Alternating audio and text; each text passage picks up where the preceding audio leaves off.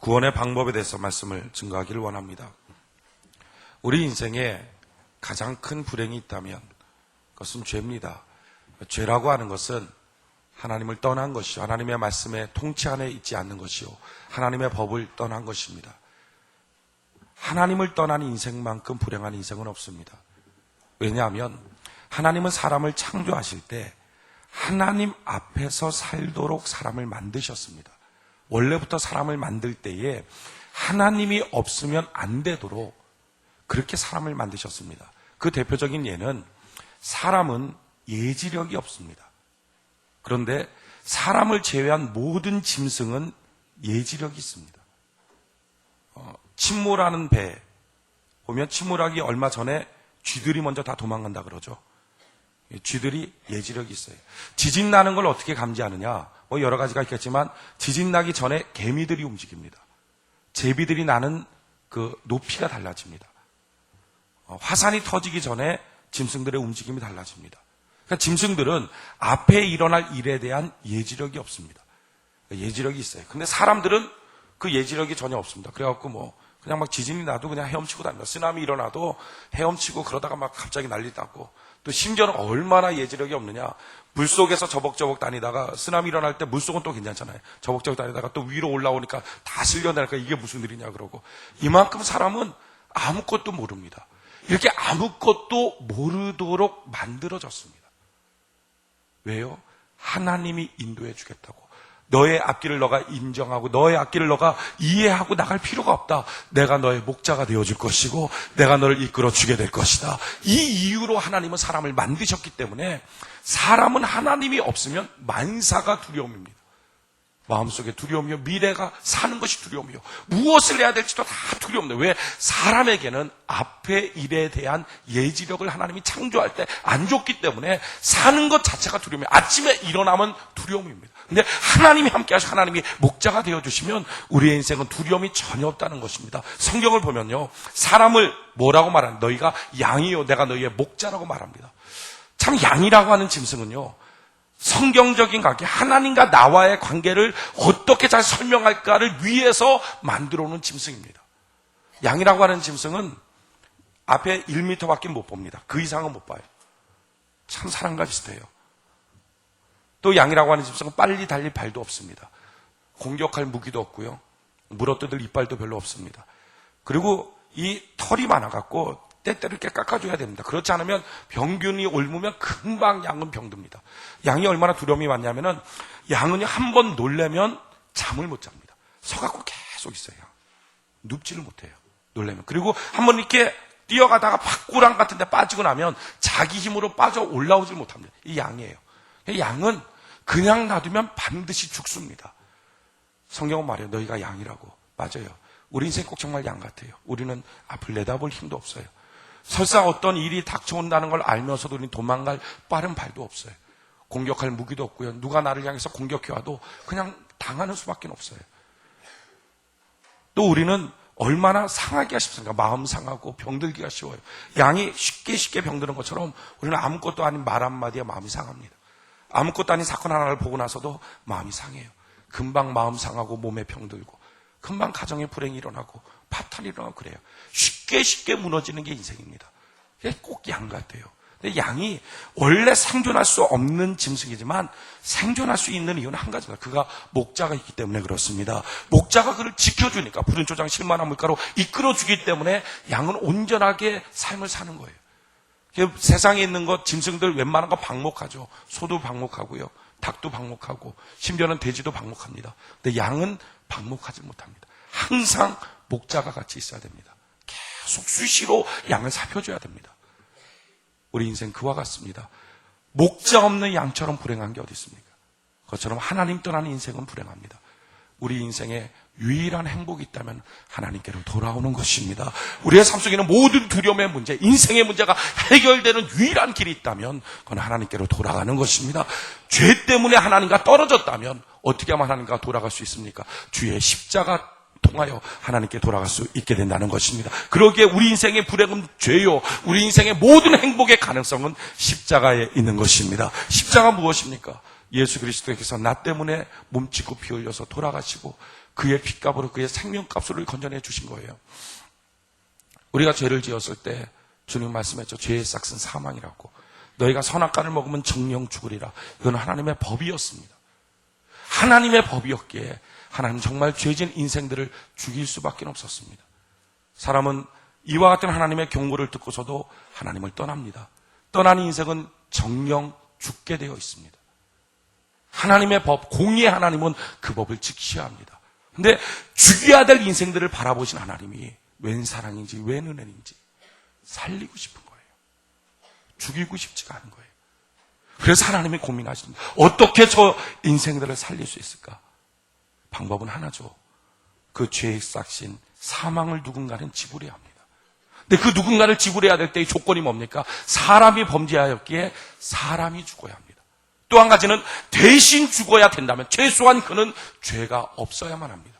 만약에 죄가 있다면, 죄가 있는데 죽는다면 내가 어떻게 그를 대신해서 죽는 거겠어요? 내 죄값 때문에 죽는 거니까 결코 대신해서 죽는 게 아니죠. 그러니까 누군가는 죽어야 되는데 사람이 죽어야 되고요. 두 번째는 죄가 전혀 없는 자가 그 모든 인류의 죄를 짊어지고 죽어야만 했습니다. 그런데 모든 사람이 죄를 범하였음에 하나님의 영광이 이르지 못하더니, 그러니까 모든 사람이 죄를 범하였기에 단 한 명도 죄 짓지 않는 사람이 없었다는 거예요. 여기서 놀라운 하나님의 결단이 있어요. 하나님의 품에 있는 독생자 예수를 인간으로 만들어서 그를 이 땅에 보내서 33년 살게 하시고 몸 찢고 피 흘려 가진 고초 세상의 모든 고난의 최극치인 십자가의 처형으로 자기 아들 대신 죽게 하십니다. 죄 없으신 그를 사람으로 보내서 우리 대신하여 우리의 죄값을 그에게 짊어지고 죽게 하신 거예요. 이게 바로 십자가입니다. 그래서 예수 그리스도의 그 십자가 나의 죄 때문입니다 라고 믿는 모든 사람들은 하나님은 그 안에서 구원하여 주시는 것입니다. 이게 십자가의 사건이에요. 놀라운 것은요, 이 십자가의 사건이 믿어진다는 거죠. 생각해 보십시오. 이게 믿어지는 게 참 정상이 아닙니다. 이게 원래 안 믿어져야, 사람 머리로서는 안 믿어져야 합니다. 우리가 전도하다 보면 이런 말들을 많이 해요. 아니 2000년 전에 죽은 예수가 도대체 나랑 무슨 상관이냐고. 2000년 전에 죽은 예수가, 그것도 우리나라 사람도 아니고 팔레스타인 사람이 도대체 나랑 무슨 상관이 있냐고. 그가 죽은 것이 무슨 나의 죄 때문이고 그가 죽어서 그걸 믿으면서 내가 무슨 구원을 받겠냐고. 예수 그리스도가 멋지게 살았다면 그를 따라가는 정도는 내가 할 수 있을지 모르겠지만 그가 나의 죄 때문에 대신 죽었다는 것 무슨 말이나 되냐고. 여러분, 이게 정상적인 사람의 생각입니다. 이게 합리적인 생각이고요, 이게 이성적인 사람의 생각입니다. 그런데 어느 날 어느 순간 말씀을 듣다가 성령의 감동 가운데 예수 그리스도 나의 죄 때문에 죽었고 내가 그분을 믿음으로 구원을 받는다는 사실이 그냥 믿어지는 거예요. 믿어지는 것이 은혜인 것입니다. 사람은요, 믿음이라는 것은 자기가 믿을 수 있을 만한 것만 믿습니다. 근데 하나님의 그 큰 사랑, 하나님의 그 큰 경륜은 사람의 머리로서는 믿어지지 않는 법입니다. 그러니까 믿을 수가 없어요. 그래서 성경은 이 믿음은 너에게서 나온 것이 아니라 하나님이 주신 거라는 거예요. 하나님이 내게 믿음을 주신 거라는 거예요. 그게 성경은 뭐라고 말합니까? 에베소서 2장 8절에 너희가 그 은혜를 인하여 믿음으로 말미암아 구원을 얻었나니 이것이 너희에게서 난 것이 아니요 하나님의 선물이라. 아멘. 나에게서 난 것이 아니라 하나님이 내게 주신 선물이라는 것입니다. 하나님이 주신 거. 어떻게 주셨어요? 성령을 통하여 내게 주신다는 거예요. 그래서 요한복음 3장 5절에 보면 너희가 거듭나는 것은 물과 성령으로 거듭나는 것이다. 말씀과 성령으로 거듭나는 것이다. 어느 날부터 말씀이 믿어지기 시작해요. 전혀 믿어지지 않았던 말씀이 그냥 느닷없이 갑자기 믿어지는 거. 야, 맞겠다. 저게 옳구나 믿어지고요. 어느 순간부터 마음에 감동이 일어나요. 맞아요, 예수님 나의 죄 때문에 죽으셨어요. 난 예수님 믿어서 구원받았어요 하는 고백이 나오는 거예요. 물과 성령, 말씀과 성령으로 감동이 일어나고 거듭나는 거예요. 이게 바로 믿음이에요. 하나님은 이 믿음을 성령으로 말미암아 우리에게 선물로 허락하여 주셨다는 것입니다. 이 믿음은요, 사람이 만들어내는 게 아니에요. 목사가 줄 수 있는 게 아니에요. 교회가 줄 수 있는 게 아니에요. 여러분들 어떻게 노력해서 그 믿음을 소유하고 배워서 소유되는 게 아니에요. 어느 날 어느 순간 그냥 하나님이 느닷없이 우리에게 정말 선물처럼 우리에게 주신다는 것입니다. 저는 오늘 이 시간 여러분들이 그 믿음을 선물로 받는 은혜가 있기를 바랍니다. 하나님이 그냥 선물로 주신 거예요. 그게 사람이 할 수 있는 게 없어요. 그냥 하나님이 주신 거예요. 오직 할 수 있는 건 한 가지죠. 우리가 이것 하면 돼요. 뭐 하면요? 믿음은 들음에서 나고 들음은 그리스도의 말씀이라 하셨으니 믿어지지 않아도 그냥 꾸준히 듣고 있는 거예요. 말씀을 듣고 있다 보면 어느 날 어느 순간 하나님의 은혜가 임하면 성령의 감독으로 말씀이 믿어지기 시작하고 예수님 나의 구세주, 예수님 나의 주님, 이게 믿어지는 거예요. 2000년 전에 그 사건이 오늘날 나의 사건처럼 믿어지는 거예요. 성령의 감동으로. 여러분, 그래서 믿어지지 않아도 꾸준히 말씀을 들을 수 있는 은혜가 있기를 바랍니다. 이 믿음, 하나님 주신 이 선물인 믿음, 나에게서 난 게 아니라 하나님 주신 거예요. 그런데 하나님이 주신 이 믿음은 성경은 누구의 믿음이라고 말하느냐? 나에게서 난 게 아니라 내 믿음 아니죠. 근데 놀랍게도 그 믿음이 예수님의 믿음이라는 거예요. 성경은 뭐라고 말합니까? 사도행전 3장 16절에 그 이름을 믿음으로 그 이름이 너희 보고 아는 이 사람을 성하게 하였나니 예수로 말미암아 난 믿음. 그러니까 예수의 믿음. 예수의 믿음. 다른 말로 뭡니까? 성자 하나님이, 성자 예수님이 성부 하나님을 믿은 그 믿음. 이 뜻이에요. 여러분, 이 믿음 안에 의심이 있겠어요? 이 믿음 안에 불신이 있겠어요? 이 믿음 안에 오해가 있겠어요? 없겠죠. 성자 하나님이 성부 하나님을 믿는 그 믿음, 그 예수의 믿음, 그 예수의 믿음을 우리에게 조각조각 내서 지금 우리의 가슴 속에 안겨주셨다는 것입니다. 무엇으로? 성령으로 말미암아 선물처럼 우리에게 안겨주셨다는 거예요. 히브리서 12장 1절 2절에 보면 이러므로 우리에게 구름같이 둘러싸는 허다한 증인들이 있으니 모든 무거운 것과 얽매기 쉬운 죄를 벗어버리고 인내로서 우리 앞에 당한 경주를 경주하며 믿음의 주여 또 온전케 하신 이인 예수를 바라보자. 예수님 누구라고? 우리의 믿음의 주인이시라는 거예요. 다른 말로 하면 내 안에 있는 믿음이 원래 누구 거냐? 예수님 거였다는 것입니다. 그래서 가장 귀한 게 있다면 내 안에는 믿음이에요. 나머지 다는요, 불신, 오해, 원망, 고통의 내 진토 같은 거지만 내 안에 하나님이 주신 선물로서의 믿음은 내게 아니라 예수님 거. 예수님이 성부 하나님을 믿는 그 믿음, 변질되지 않는 그 믿음, 온전한 그 믿음, 그걸 하나님이 내게 선물로 주셨다는 거예요. 신앙생활이 뭔지 아십니까? 이 믿음을 귀히 여기면서 이 믿음을 키워나가는 것, 이게 신앙생활이에요. 여러분, 오늘 그 믿음을 소유하셨습니까? 예수 그리스도 나의 구세주 나의 주님이라고 믿고 있습니까? 믿고 있다면 우리 아멘 합시다. 할렐루야. 믿는 자들만 아멘 합시다.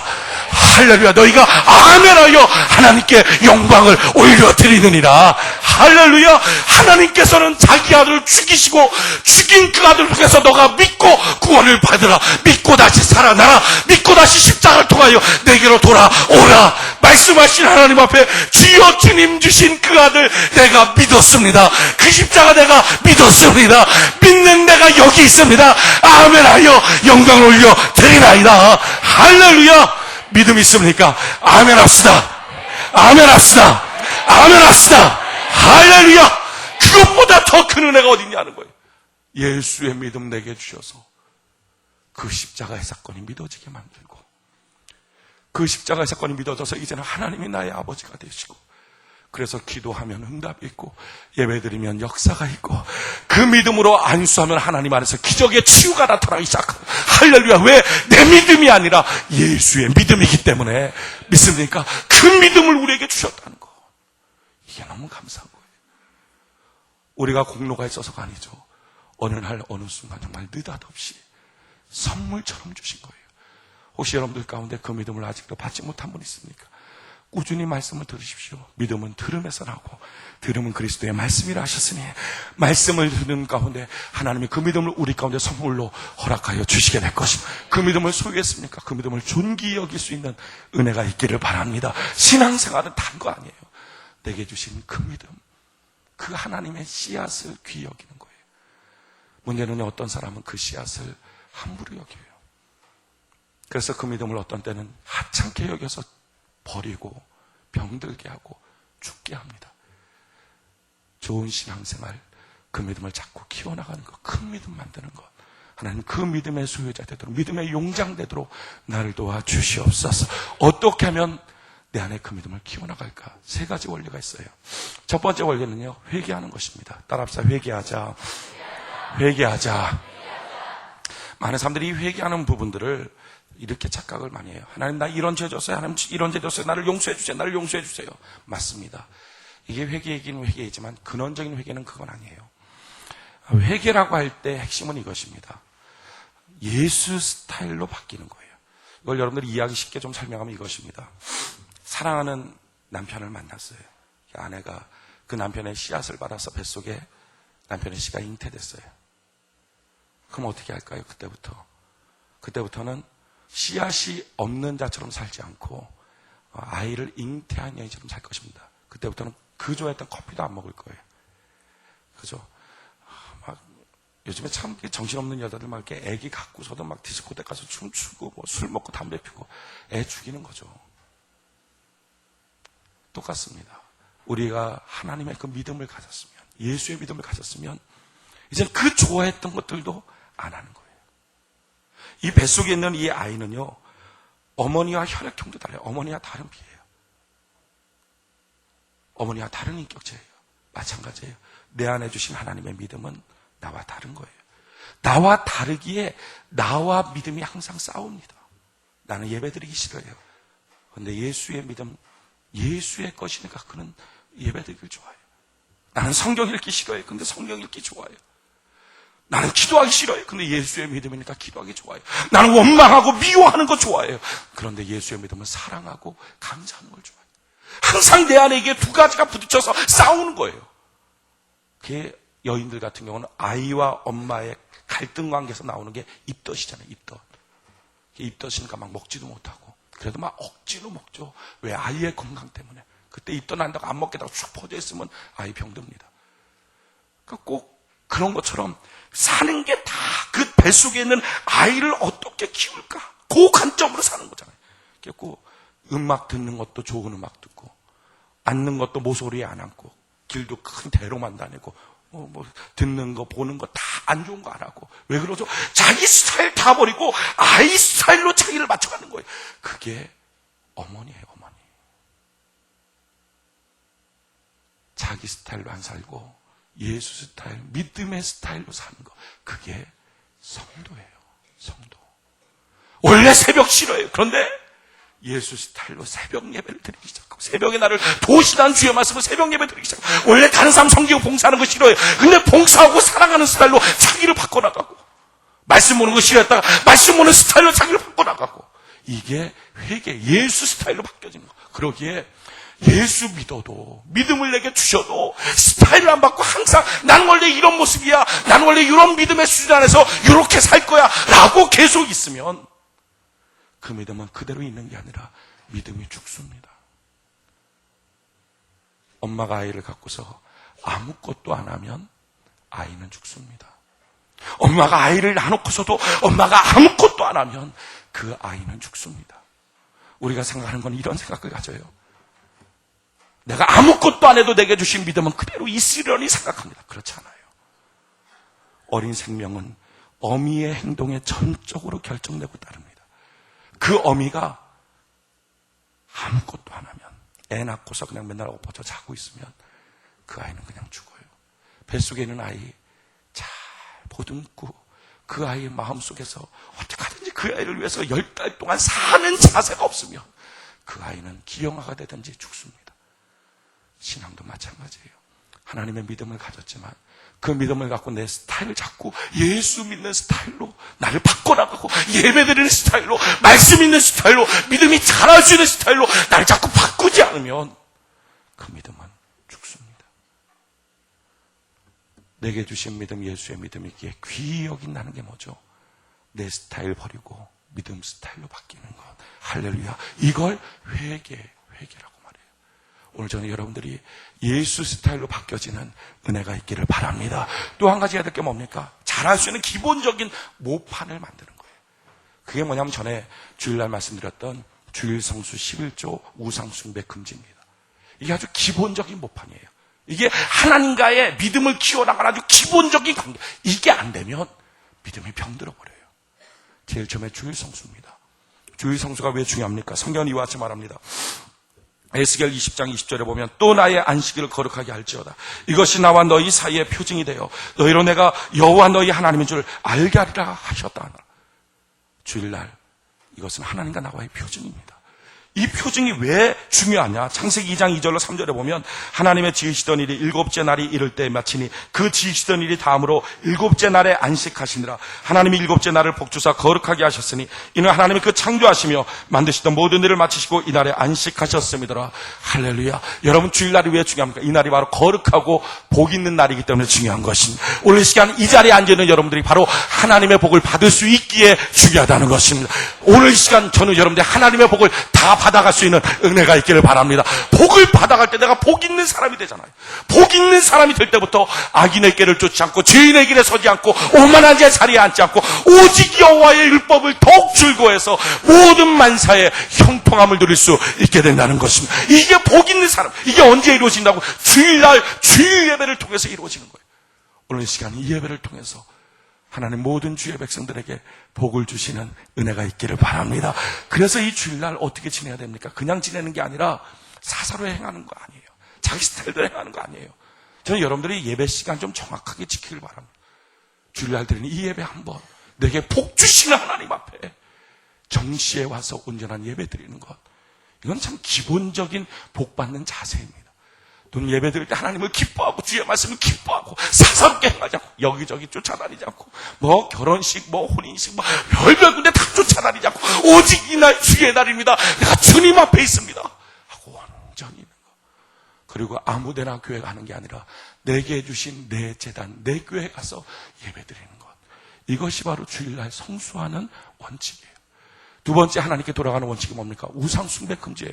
성경은 이와 같이 말합니다. 사무엘상 7장 3절로 4절에 보면 사무엘이 이스라엘 온 족속에게 일러 가로되 너희가 전심으로 여호와께 돌아오려거든 이방신과 아스타롯을 너희 중에 제하고 너희 마음을 여호와께로 향하여 그만 섬기라. 하나님께 돌아오는 방법, 하나님과 하나 되는 방법, 내 안에 믿음이 커지는 방법, 우상 버리고 하나님께로 돌아오라는 것입니다. 여러분, 우상 있으면 첫 번째 기도가 안 돼요. 또한 우상 있으면 두 번째 예배가 안 돼요. 예배를 못 드려요. 예배를.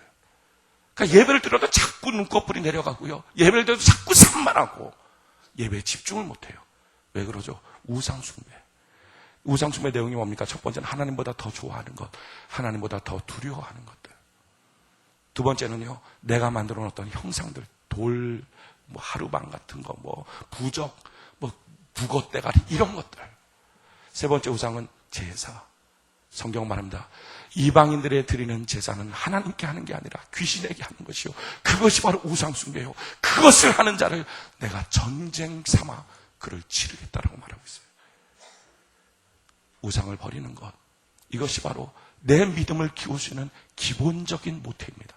세 번째 뭡니까? 하나님께 온전한 11조를 드리는 거예요. 성경이 이와 같이 말합니다. 말라기 3장 7절로 12절에 만군의 여호와가 이르노라 너희 열주의 날로부터 너희가 나의 규례를 떠나 지키지 아니하였도다. 그런즉 내게로 돌아오라. 그리하면 나도 너희에게로 돌아가리라 하였더니 너희가 이르기를 우리가 어떻게 하여야 돌아가리까도다. 사람이 어찌 하나님의 것을 도적질하겠느냐. 그러나 너희는 나의 것을 도적질하고도 말하기를 우리가 어떻게 주의 것을 도적질하였나이까 하도다. 이는 곧 11조와 헌물이라. 너희 곧 온 나라가 나의 것을 도적질하였으므로 너희가 저주를 받았느니라. 만군의 여호와가 이르노라 너희의 온전한 11조를 창고에 들여 나의 집에 양식이 있게 하고 그것으로 나를 시험하여 내가 하늘문을 열고 너희에게 복을 쌓을 것이 없도록 붙지 아니하나 보라. 만군의 여호와가 이르노라 내가 너희를 위하여 황충을 금하여 너희 토지 소산을 멸하지 않게 하며 너희 밭에 포도나무의 과실을 기한 전에 떨어지지 않게 하리니 너희 땅이 아름다워짐으로 열방이 너희를 복되다 하리라. 만군의 여호와의 말이니라. 아멘. 여러분, 온전한 11조, 내 소득의 온전한 11조를 하나님께 드리는 것, 이게 내 믿음을 키울 수 있는 기본적인 장치입니다. 못해요, 못해. 그러니까 내 안에서 주신 그 믿음을 키울 수 있는 장치, 주일 성수하는 거, 11조 드리는 거, 우상 숭배를 금지하는 거. 이럴 때 우리 안에 믿음이 커나가기 시작하는 것입니다. 그리고 세 번째, 어떻게 내게 주신 그 귀한 믿음을 존귀 여기고 믿음을 키워나갈까? 그것은 낙심하지 않고 전진하는 것입니다. 우리가 믿음 생활을 하다 보면 항상 우리의 믿음이 승승장구하는 것은 아니에요.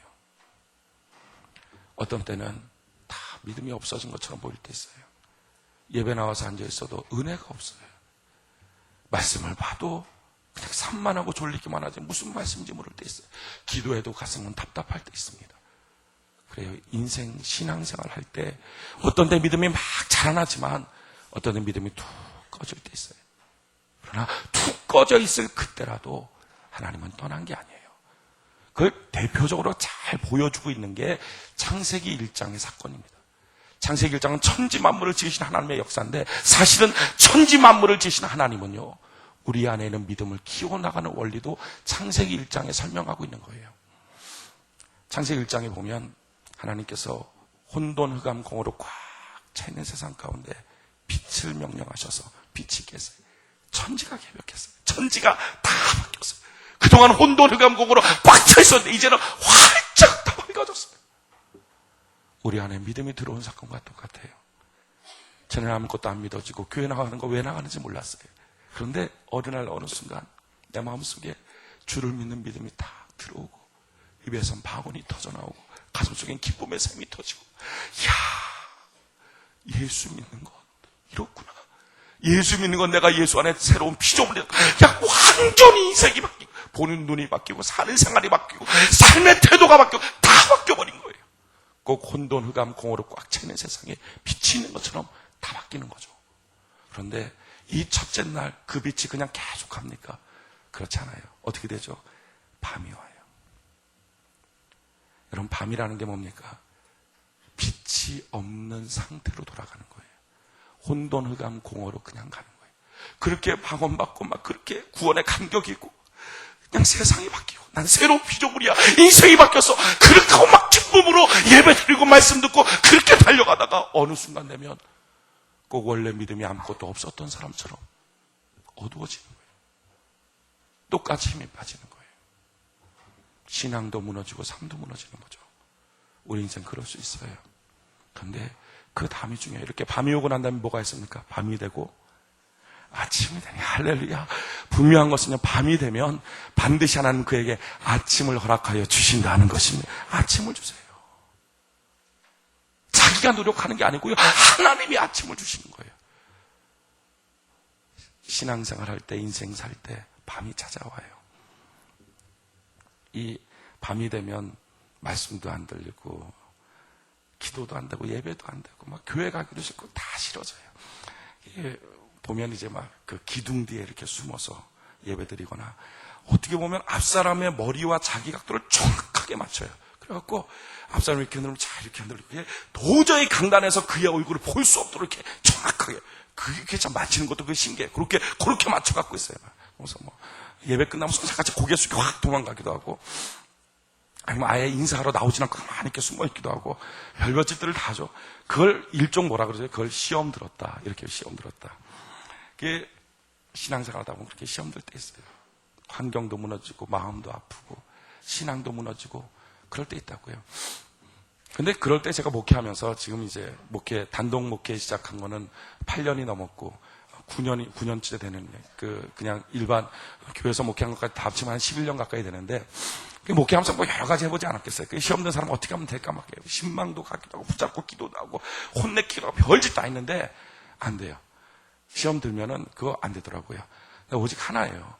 하나님이 그냥 아침을 주시더라고요. 참 이상한 건요. 그렇게 앞사람 머리에 맞춰서 막 읽던 사람이 어느 날 갑자기 맨 앞자리에 앉아서 손 두 손 들고 막 찬 손 부르고 눈물 펑펑 쏟고 혼자서 그게 뭐죠? 하나님께서 아침을 그에게 허락해 주신 거예요. 갑자기 그냥 믿어지고 내가 왜 이렇게 살았지? 막 그러면서 갑자기 은혜가 되고 또 기도가 되고 막 이런 거예요. 그러니까 갑자기 또 바뀌어져요. 그게 뭐죠? 밤이 됐다가 아침이 된 거예요. 여러분, 그런데 이렇게 시험 들었다가 밤이 됐다가 아침이 될 때 있단 말이죠. 그때 어떻게 해야 됩니까? 많은 사람들의 실수는 이거예요. 그럴 때 내가 시험 들고 내가 무너졌었어. 그러니까 무너진 데부터 다시 다 다져야 돼. 거기서부터 난 다시 챙겨야 돼. 그러면 안 된다는 거예요. 그게 아니라 그렇게 무너졌다가 다시 하나님이 내게 은혜의 아침을 주시거든 무너진 뒷자리를 돌아보지 말고 그냥 앞으로 전진해 나가라는 것입니다. 이게 하나님의 방법이에요. 같이 한번 성경 찾아볼까요? 히브리서 6장. 히브리서 6장 같이 한번 찾아봅시다.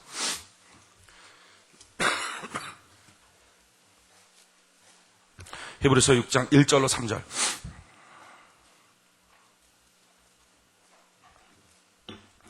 에베소서 6장 1절로 3절 같이 한번 한 목소리 한번 읽어봅시다. 시작. 그러므로 우리가 그리스도 도의 초보를 버리고 죽은 행실을 회개함과 하나님께 대한 신앙과 칭례들과 안수와 죽은 자의 부활과 영원한 심판에 관한 교훈의 터를 다시 닦지 말고 완전한 데에 나아갈지니라. 하나님께서 허락하시면 우리가 이것을 하리라. 지금 뭐라고 말합니까? 있었던 것들, 무너졌던 것들, 그런 것들 계속 다시 닦지 말고 그냥 앞으로 전진해 나가라는 것입니다. 왜 그게 필요합니까? 4절부터 보면 한 번 비침을 얻고 하늘의 은사를 맛보고 성령에 참여한 바 되고 하나님의 선한 말씀과 내세의 능력을 맛보고 타락한 자들은 다시 새롭게 하여 회개케 할 수 없나니 이는 자기가 하나님의 아들을 다시 십자가에 못 박아 현저히 욕을 보임이라. 땅이 그 위에 자주 내리는 비를 흡수하여 밭가는 자들의 쓰기에 합당한 채소를 내면 하나님께 복을 받고 만일 가시와 엉겅퀴를 내면 버림을 당하고 저주함에 가까워 그 마지막은 불사름이 되리라. 자, 보십시오 여러분. 우리 신앙생활 하다가 무너질 때 있습니다. 무너졌을 때 사람들이 느끼는 감정은 이거예요. 그때는 아무것도 하기 싫어요. 그냥 힘들어요. 그랬다가 그런 상태 속에서도 그냥 꾸준히 내 교회니까 가서 예배드리자 하다 보면 어느 날 어느 순간에 갑자기 물밀듯 성령의 역사가 임해요. 은혜를 받아요. 말씀은 다시 자기를 뜨겁게 만들어요. 그게 은혜의 아침이거든요. 근데 이 은혜의 아침을 맛보면 사람이 어떻게 하느냐? 무너졌다는 것, 자기가 깨어졌다는 것, 이것이 자기가 쑥스러우니까 옛날서부터 다시 다지겠습니다 이래요. 교사했던 사람이 시험 들었어요. 무너졌어요. 그러면 어떡합니까? 저는 교사일 못하겠어요. 다시 그냥 성도로 있다가 다시 신앙 잘 다지고 그러고 나서 저는 교사할게요. 이런 경우들이 많아요. 집사했던 사람들이 저는 집사 못하겠어요. 이제 그냥 성도였다가 다시 잘 다지고 집사할게요. 이제 내가 은혜 받았거든요. 이제 제가 잘 다지고 다시 한번 할게요. 네, 주님 말씀하는 거예요. 그렇게 신앙생활을 하면 그것이 올바른 것처럼 보여지지만 그게 아니라 가슴 속에 가시와 엉겅퀴가 생긴다는 거예요. 그게 타락으로 가는 지름길이 되도록 하는 것입니다. 자꾸 뒤에 것만 다지면요, 그렇게 다지다 보면 어느 순간인가 자기가 도대체 뭐 하는 사람인지를 모르는 거예요. 성경의 방법은 이겁니다. 무너졌느냐 깨졌느냐, 근데 하나님의 은혜에 새 아침이 왔느냐, 그렇다면 무너지고 깨지고 보지 말고 앞으로 전진해 나가라는 것입니다. 이게 창조의 원리예요. 보십시오. 첫날 빛이 있었어요. 다 바뀌었어요. 근데 밤이 왔어요. 그 다음날 다시 아침이 왔어요. 아침이 왔을 때 어떡합니까? 야, 빛이다. 빛을 찾으러 다니자. 이제부터 빛을 잃어버리지 말자. 그렇게 안 했다고요. 빛을 내버려 두고요. 그 다음에 한 게 뭡니까? 하늘을 열어서 하늘 위에 있는 물과 하늘 아래에 있는 문을 나누어서 하나님, 내가 궁창을 여겠습니다. 소망의 하늘을 열어놓겠습니다. 하나님께 전진해 나가는 거예요. 막 소망이 있다고, 내 인생에 소망이 있다고 외치고 다니는 거죠. 그런데 또다시 밤이 와요. 또다시 똑같은 상태, 똑같은 무너짐이 오는 거예요. 창피하기도 하죠. 근데 그게 무너짐이 왔다가 또 시간 지나면 하나님이 또 은혜의 새 아침을 줘요. 그럼 은혜의 새 아침을 좀 소망부터 다니자. 그렇지 않았다고요. 그 다음에 뭐랍니까? 묻힐 드러내잖아요. 바닷물을 다 밀어내고 묻힐 드러내. 하나님, 내 인생의 구체적인 계획들을 하나님께 올려드립니다. 주여, 구체적으로 내 인생을 인도하여 주시옵소서. 막 그러면서 내 인생의 구체적인 하나님의 비전이 있다고, 계획이 있다고 말하고 다니는 거예요. 그러다가 또다시 밤이 와요. 또 무너져요. 여러분, 신앙생활 이래요. 어떤 때 주일 성수하겠다 결심해도 주일 성수 못할 때 있어요. 어떤 때 우상 숭배하지 말자 결심해도 가서 본의 아니게 또 우상 숭배할 때 있어요. 어떤 때 11조 온전히 드리자 하다가도 11조 뛰어먹을 때 있고요. 신앙생활 할 때 정말 전도하자, 전도 안 하고요. 미워하지 말자 그러다가 미워하고요. 자기 스스로 이렇게 자꾸 무너지는 때 있어요. 옛날처럼 다시 그 상태로 돌아가 버리는, 신앙생활 안 했던 것처럼 돌아가 버린 때가 있단 말이죠. 그래요. 누구든지 그건 있어요. 누구든지 밤은 오고요. 근데 또 한 가지요. 누구든지 주의 몸된 교회에 있기만 하면 은혜의 새 아침은 오는 거예요. 은혜의 새 아침이 왔을 때 여러분, 뒤로 물러가서 그냥 있는 상태 있지 말고요. 원래 있었던 곳에서 한 걸음 더 앞으로 나아가시길 바랍니다.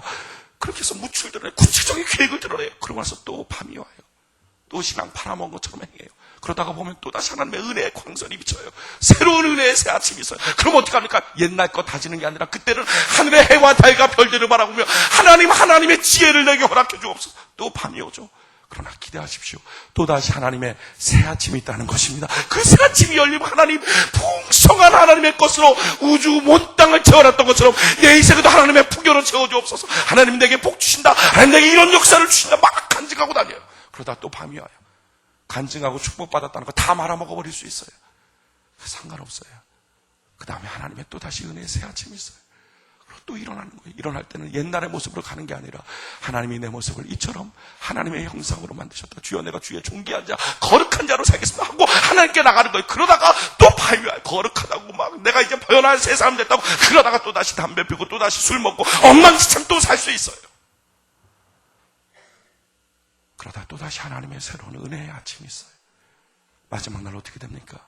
영원한 밤이 없는 안식이 있단 말이죠. 여러분, 영원히 요동치지 않는 신앙의 경지까지 가려면 중간에 수없는 요동함이 있어요. 밤이 있고요, 아침이 있어요. 밤이라면 낙심하지 말고 좌절하지 말고 하나님을 그리워하면서 내가 은혜 받았을 때를 그리워하면서 하나님께 그리움을 갖고 나가시길 바랍니다. 은혜의 새 아침이 왔습니까? 그럼 어떻게 해요? 뒤로 물러가지 말라는 거예요. 저는 이렇게 말합니다. 집사였다가 시험 든 사람, 시험에서 회복됐습니까? 그럼 막 그때부터 기도하십시오. 주여, 나에게 장로를 주옵소서. 어떤 사람은 집사였다가 시험 든 사람은 집사 일도 제대로 못합니다. 주여, 성도나 제대로 하게 하고. 그거 안 되는 거예요. 그게 타락하는 길이에요. 그게 마음속에 가시 엉겅퀴가 나오는 길이에요. 그게 아니고요. 집사였다 타락했습니까? 하나님, 내게 장로의 직분을 허락해 주옵소서. 막 그렇게 하는 거예요. 장로였다 타락하면 뭐 해야 되나? 그냥 주여, 내게 목사의 안수를 허락해 주옵소서. 막 그냥 나가는 거예요. 그냥 그렇게. 교사였다가 타락했습니까? 다시 회복됐어요. 그럼 어떡하고? 주여 내게 부장의 직분을 주옵소서. 막 그렇게. 조장이었다가 타락했으면 주여 내게 교구장의 직분을 주옵소서. 그렇게 하는 거예요. 그게 하나님의 원칙이고요. 그게 신앙이에요. 어떤 사람들은 아이고 저렇게 타락하고 막 교회도 안 나오고 엉망진창으로 살다가 아이고 저런 직분 받았고 저 사람이냐고. 교회에서 그렇게 말하는 것 아니에요. 그렇게 말할 때 저는 꼭 묻고 싶어요. 지는 어떻게 사는데? 여러분 누구든지 우리 다 죄인 아니었습니까? 우리 죄인이고요. 죄된 우리의 문제를 해결한 것은 내 힘이 아니었고 예수 십자가로 해결한 것입니다. 그렇다면 죄인인 내가 할 수 있는 장기는요, 죄 짓는 것밖에 없어요. 예수 십자가의 은혜 때문에 정결하고 거룩하게 사는 거지. 그렇다면 은혜 잃어버리고 믿음 상실해서 또 죄 짓는 거 원래 장기 나온 건데 그게 무슨 큰 흠입니까? 또다시 하나님의 은혜의 새 아침이 비춰주면 또 믿음 갖고 전진해 나가면 되는 거예요. 할렐루야. 오늘 여러분들 가운데 많은 분들은 지금 은혜 가운데 있는 분들이 있어요. 낮입니까? 열심히 일하십시오. 어떤 분들은요, 밤일 수 있어요. 마음 아플 상처, 고통, 괴로움 가운데 있어요. 그때 하나님을 향한 그리움 가지십시오. 어떤 분들은 지금 그 밤이었다가 은혜의 새 아침을 맞이하신 분이 있어요. 뒤로 물러가지 말고 하나님 내가 주께로 갑니다. 주여 나를 붙들고서 주시옵소서. 하나님께 전진해 나가는 거예요. 그러기에 우리 신앙에는요, 모든 곳에 하나님의 은혜의 비상구가 있습니다. 어떤 사람 주일 성수 못해서 나 같은 놈은 신앙이도 아니야. 어떤 사람은 그렇게 제사 지내지 말라 그러는데 제사 지내고 와갖고 나 같은 놈은 신앙이도 아니야. 하나님이 날 버렸어. 아니요. 하나님 의를 아세요. 우리가 진토인 것, 우리가 연약한 것, 그때 비록 어둠의 밤이었다는 것. 필요한 게 뭐죠? 하나님, 오늘도 내게 또다시 기회를 주시니, 은혜의 새 아침을 주시니 내가 그 은혜를 받아서 앞으로 전진하는 자가 되기를 원합니다. 주여 나를 붙들어 주시옵소서. 이렇게 믿음으로 나가는 거예요. 오늘 이 시간 여러분들에게 은혜의 새 아침일 수 있다고요. 하나님, 내가 주께 갑니다. 나를 붙드사 또다시 믿음의 용장이 되도록 도와주시옵소서. 이럴 때 꼭 필요한 게 뭐죠? 우리의 마음속의 생각이에요. 하나님은 날 버리지 않으신다. 모든 것을 합력하여 선을 이룬다. 할렐루야. 하나님 날 버리지 않는다. 이 생각 갖고 사는 것. 교회가 해줄 것은 무엇입니까? 밤이 된 성도를 정죄하지 않고 기다려주는 거예요. 누구든지 밤은 올 수 있다고요. 정죄하지 말고 기다려주는 것. 새벽이 된 성도에게 기회를 주는 것. 넌 한번 타락했잖아. 넌 한번 버렸잖아. 그게 아니라 기회를 주는 것. 낮이 된 성도한테 일할 수 있는 일터를 주는 것. 이게 교회예요. 우리 성도들이 서로 바라볼 때 어떻게 됩니까? 누군가 밤입니까? 정죄하는 것이 아니라 기다려주는 것. 은혜의 새 아침을 맞이했습니까? 그 다음 그에게 또다시 기회를 주는 것. 낮입니까? 막 은혜가 충만해서 뛰어다닙니까? 그가 일할 수 있는 일터를 줄 수 있는 것. 이게 서로 간의 사랑이에요. 여러분, 교회 안에서 하나님께서 우리에게 믿음을 주실 때 그 믿음 하찮게 여기지 말고, 믿음 팔아먹지 말고, 우리 믿음 귀중히 여기고 존귀히 여겨서 믿음을 키워나가는 은혜가 있기를 바랍니다. 믿음을 키워나가기 위해서 믿음의 스타일로 바뀌십시오. 어린아이 때문에 삶의 스타일을 바꾸는 것, 그게 어머니 아닙니까? 그게 남편을 사랑하고 자기 아내 뱃속에 있는 아이를 사랑하는 사랑의 모습 아닙니까? 신랑 되신 예수님 나에게 믿음의 씨앗을 줬다면 예수님 사랑하고 내 안에 주신 믿음을 귀히 여기는 원리가 뭐죠? 내 삶의 스타일을 믿음의 스타일, 말씀의 스타일로 바꾸는 거예요. 여러분, 여러분의 신앙의 스타일을 고집하지 마십시오. 어머니는 누굽니까? 아이 때문에 자기가 좋아했던 것도 하지 않고 아이 때문에 자기가 싫어하는 것도 하는 거예요. 예수 스타일로 자기를 바꾸는 회개의 인생. 그리고 주일 성수 11조 우상숭배 금지의 원칙 가운데 자기의 믿음을 지켜나가는 것. 마지막으로는 내 인생에 밤이 왔을 때도 낙심하지 않고 그리움을 갖고 전진하는 신앙. 할렐루야. 주여, 내가 날마다 낙심하지 않고 전진하는 신앙 될 수 있도록 나를 도와 주시옵소서. 우리 주께 두 손 높이 들고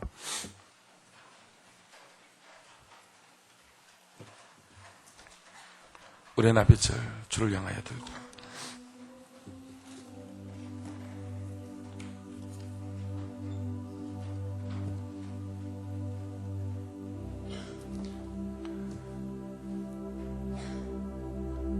주여, 내가 예수의 스타일로 내게 주신 그 귀한 믿음, 예수의 믿음, 내가 존귀히 여기며 예수 스타일로, 믿음 스타일로 바뀌어나갈 수 있도록 도와주시옵소서. 믿음으로 나를 주장하도록, 믿음이 나를 지배하도록, 내 감정이, 내 정욕이 나를 지배하는 자가 아니라 믿음으로 지배하는 자 될 수 있도록 나를 도와주시옵소서. 여러분, 은혜가 한밤중에 있습니까? 그림을 갖고 낙심하지 말고 은혜의 새 아침을 기대하십시오. 주님께 붙어 있으십시오. 여러분, 은혜의 새 아침을 맞이했습니까? 뒤로 물러가지 말고 하나님께 전진하십시오. 은혜의 한낮을 맞이했습니까? 멋지게 주를 위해 봉사하고 주님을 사로잡도록 한번 기도하고 사로잡도록 일해보십시오. 하나님, 오늘 날 도와주시옵소서. 믿음을 귀히 여기며 믿음을 키워나가는 자가 될 수 있도록 나를 도와주시옵소서. 우리 주여 세 번 부르고 주 앞에 기도하며 나갑시다. 주여, 주여, 주여. 살아계신 하나님 아버지, 이 시간 주님 앞에 나아갑니다. 아버지, 내게 주신 그 귀한 믿음 잘 키워나가는 자가 될 수 있도록 하나님 아버지 도와주시옵소서.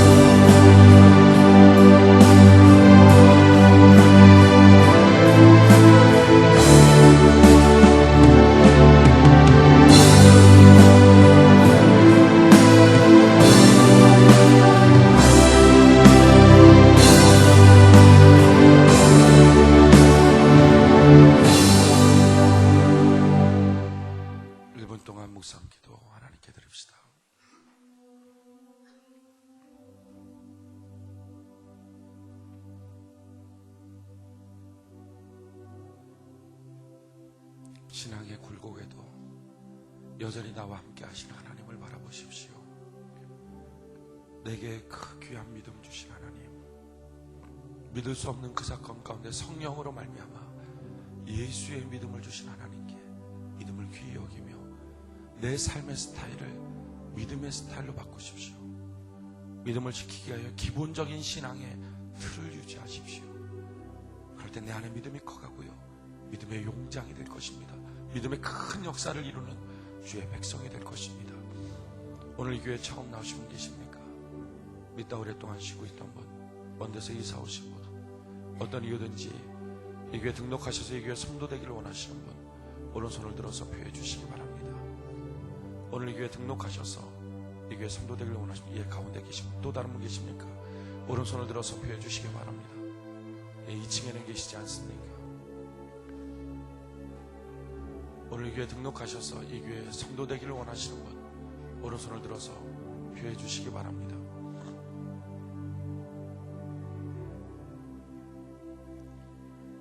감사합니다. 우리 다 같이 일어나서 하나님께 찬양 올려드립시다. 여기에 모인 우리 주의 은총받은 자여라.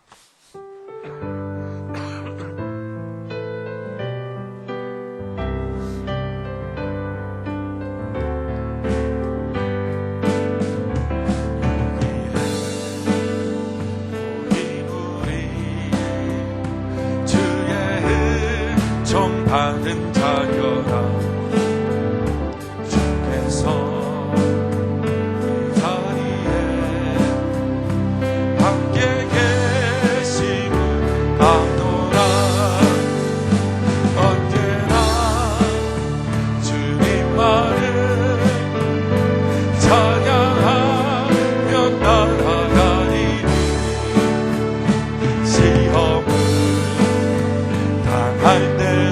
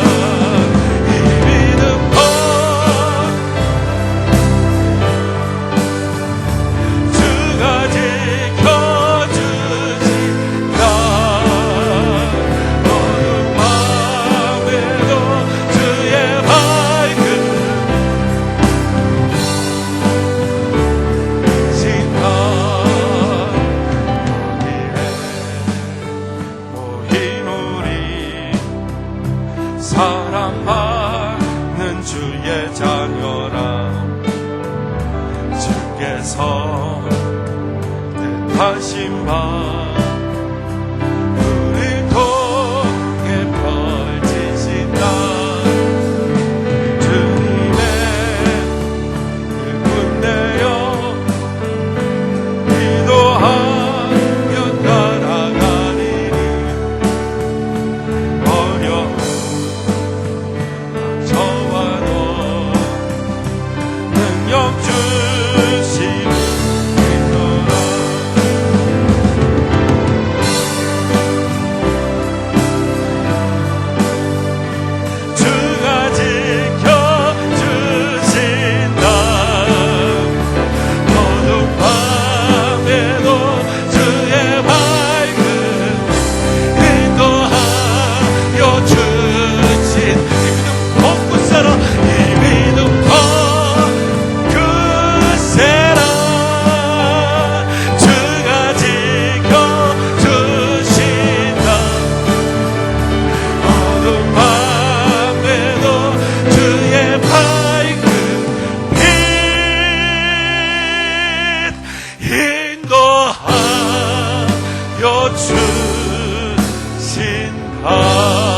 할렐루야. 우리 하나님께 영광의 박수 올려드리겠습니다.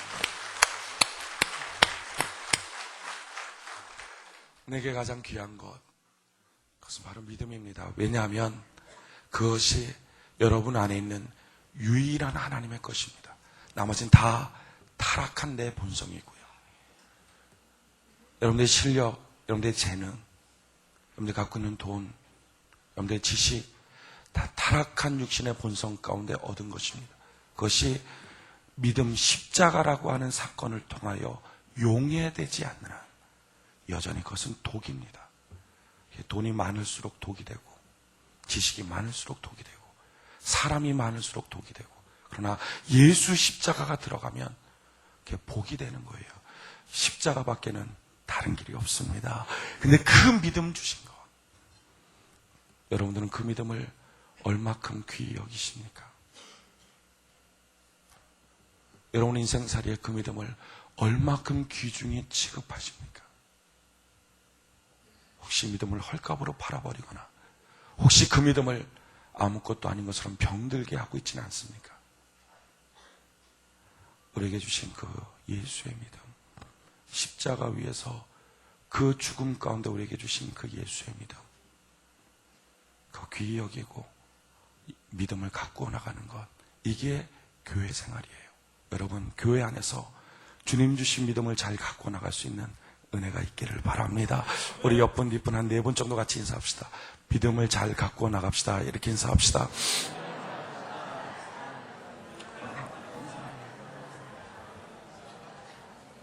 할렐루야. 우리 믿음 헐값으로 팔아먹지 말고 우리 믿음 잘 갖고 나가서, 그러기에 저는 여러분들이 좀 스타일이 바뀌었으면 좋겠어요. 고집 부리지 말고, 자기 고집, 자기 스타일이나 꽉 붙잡고 나는 원래 이래 하지 말고, 새벽 예배 안 드리는 사람 새벽 예배 드리십시오. 수요일 날 예배 안 드리는 사람 수요일 예배 드리십시오. 금요일 날 예배 안 드리는 사람 금요일 날 예배 드리십시오. 자꾸 예수님이라면 어떻게 하실까? 스타일을 바꿔나가십시오. 전도 안 했던 사람 전도하고요. 봉사 안 했던 사람 봉사하고요. 사랑하지 않았던 사람 사랑하고요. 자꾸 스타일을 바꿔나가십시오. 이것이 내 안에 있는 믿음이 살아가는 거예요. 주일성수 11조 우상숭배하지 말고요. 또한 우리 인생 가운데 어두운 밤이 왔을 때 낙심하지 말고 한 걸음 한 걸음 전진하는 은혜가 있기를 바랍니다.